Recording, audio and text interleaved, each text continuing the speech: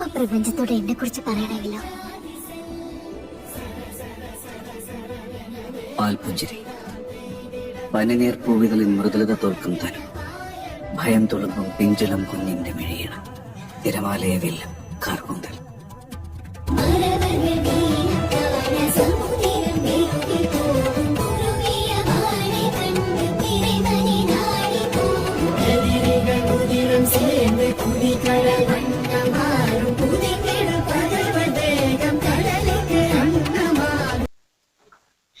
Hi guys, நம்ம இன்னைக்கு movie சீரீஸ்ல எனக்கு ரொம்ப பிடிச்ச படமான ஷாம் சிங்கராயா. ஷாம் சிங்கராயான்றது ஒரு தெலுங்கு படம்.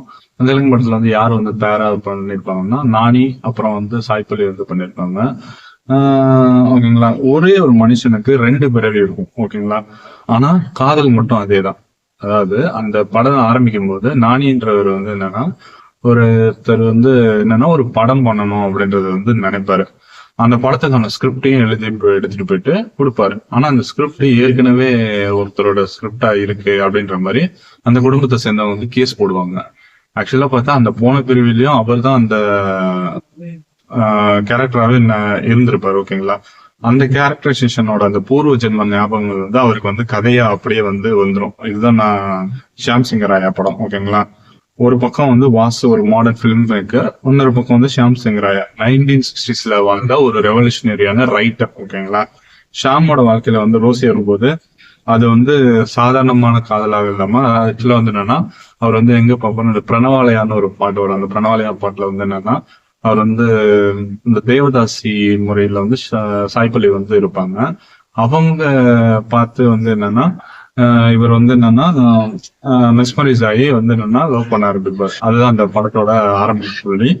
அப்போ ஷாமோட வாழ்க்கையில ரோசி வரும்போது பாஸ்ட் லைஃப், லவ், இன்ஜஸ்டிஸ், அதுக்கப்புறம் அவர் ரோசியை கல்யாணம் பண்ணிப்பாரு. கல்யாணம் பண்ணிட்டு பம்பாய்க்கு பெங்காலுக்கு போவார்னு நினைக்கிறேன்.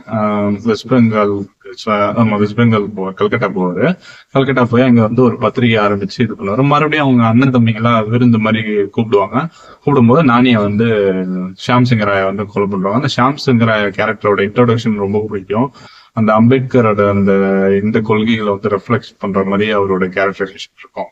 இந்த தீண்டாமைக்கு அகைன்ஸ்டா அந்த மாதிரிலாம் நிறைய கருத்துக்கள் அதிகமா பேசுவாரு. தண்ணியில எங்க இருந்து ஜாதி இருந்தது அப்படின்றதெல்லாம் சொல்றதெல்லாம் ரொம்ப இது. ஓகேங்களா. பாடி லாங்குவேஜ், டயலாக் டெலிவரி எல்லாமே விண்டேஜ் லுக் பார்க்க அந்த மீஸ் எப்படி முறுக்கி வர்றது, அந்த இதெல்லாம் எனக்கு ரொம்ப பிடிக்கும். ஓகேங்களா. அந்த படம் ரொம்ப சூப்பரா இருக்கும். நல்ல படம்.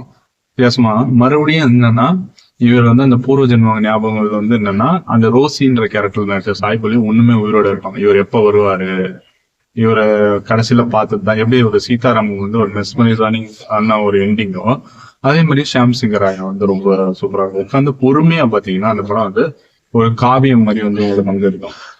இந்த படம் உணர்த்துறது என்னன்னா உண்மையான காதலுக்கு எப்பவுமே முடிவில்லை, காலம் கடந்தாலும் அது திரும்பி வரும் அப்படின்றதுதான் அது ரெஃப்ளெக்ட் பண்ற சினாரியோ. ஓகேங்களா. ஷாம் சிங்கராயா என்னன்னா ஒரு எமோஷனல் ஜேர்னி. ஓகேங்க. அது கடைசியில அந்த கடற்கரையில சாய்பல்லி வயசான கேரக்டர்ல அப்படி இருப்பாங்க. மறுபடியும் இந்த திரையில இருந்த நானி போயிட்டு அவங்கள போய் மீட் பண்றதோட படம் அழகா முடியும்.